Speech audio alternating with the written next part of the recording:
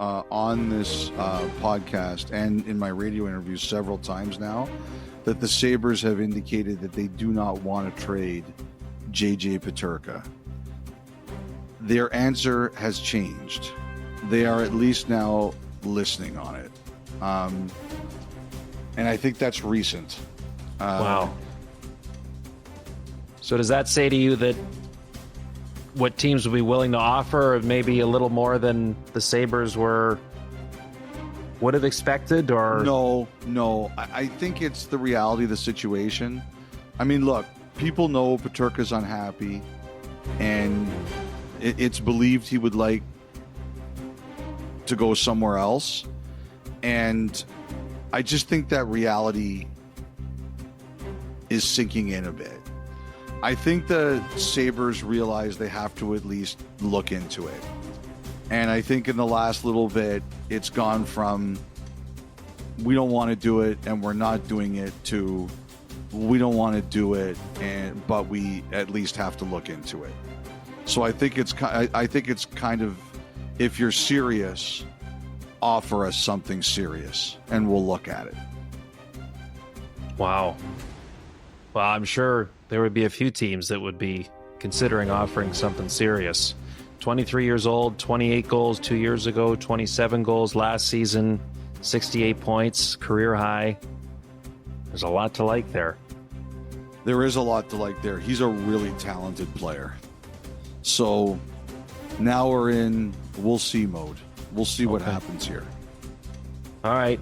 You want to touch on the Calder Cup Finals, the dramatic Game 1 here before we go to break? Yeah, I mean, we all saw that goal, right?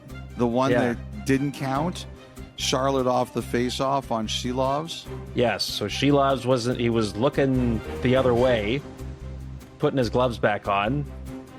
Linesperson clearly didn't catch it, drops the puck, and it ends up getting shoveled into his net. The checkers thought they had won. Officials gathered, and they end up calling the goal off. The game goes on, and Abbotsford ends up winning in double overtime. Okay, so here's my theories on this one. Okay. Number one, if you look at the wide shot, well, first of all, I think we should say this.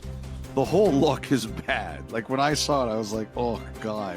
Like, that's your nightmare way of a championship series game ending in overtime. Or not ending in overtime, I guess, in this case. It's the nightmare scenario because it does look terrible. Here's my theory on this. If you look at the wide shot, the linesman at the blue line is pointing. Oh, yes, I can see it right now. Yes, he's looking at it. Like, so that linesman at the blue line, he knows there's a problem. He has seen it, he recognizes it, and he's trying to get the attention of the linesman in the circle. Like, I bet you with 20/20 hindsight, that linesman is just regretting he didn't just charge into the circle and stop the play. But he's trying to get the attention. You clearly see it. Now, Jamie McLennan is here, and I was asking him about it. And his theory, and this is a good one too, is that Shilovs is talking to the referee in the corner. And that's why he's not ready. So I think between the fact that, like, they go huddle, between the fact that the linesman is trying to get the attention and you can clearly see it, and maybe, and I think McLennan's theory is a good one, is that the other referee was talking to Shilovs at the time. They just said, this is on us. We can't let this stand. Right. Oh my gosh. It's just, still looking back, it is unbelievable. And I got to tell you, if I was the referee in the corner and I knew he was talking to me and the puck went in, I would eat it too. I would just say it can't count. I would feel horrible, but I would eat it. Right. Like, there's nothing you can say that can make Charlotte feel better in that case. No, that's a tough way to start. The Calder Cup Finals for Charlotte. But the Abbotsford Canucks up 1-0. Florida Panthers up 3-2 in the Stanley Cup Final. Okay, let's take our first break. We'll come back with some other news from around the NHL. You're listening to 32 Thoughts, the podcast.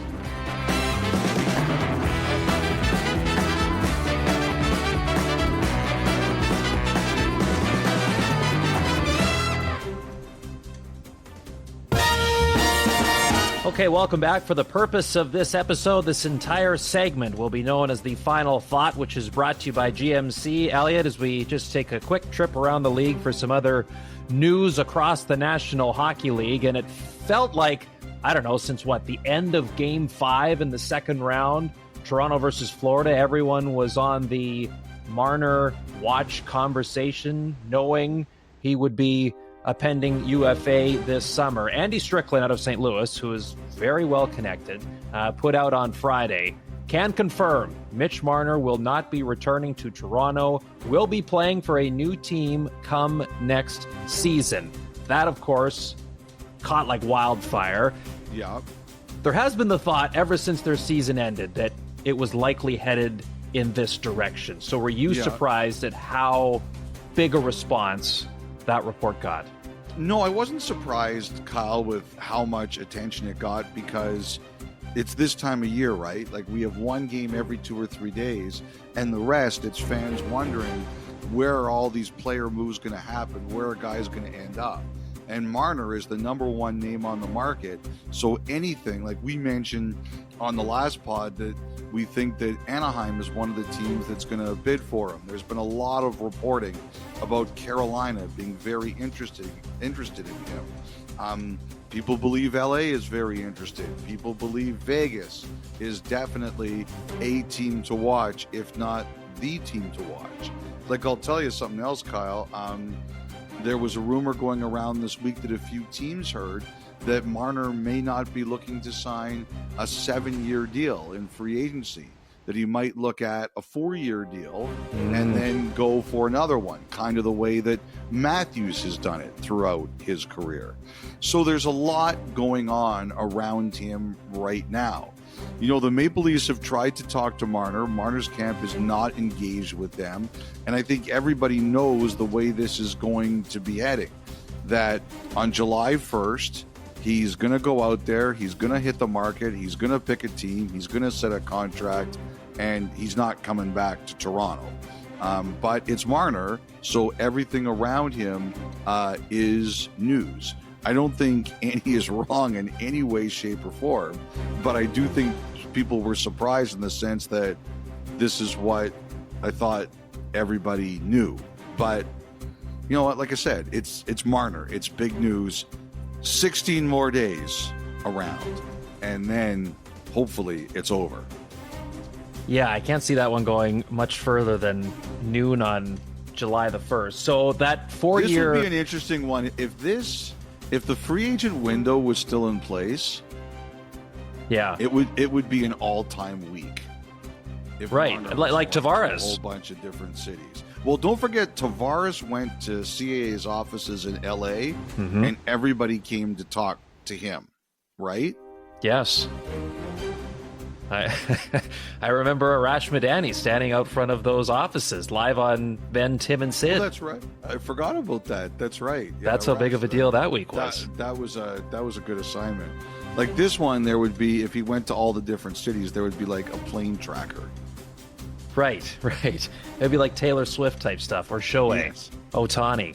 Kyle, one other thing I'm hearing about the Marner situation too, and I heard this Saturday night while I was working the game. It sounds like there's the possibility, and again, there's still 2.5 weeks to go here, so who knows where this is all going to end up.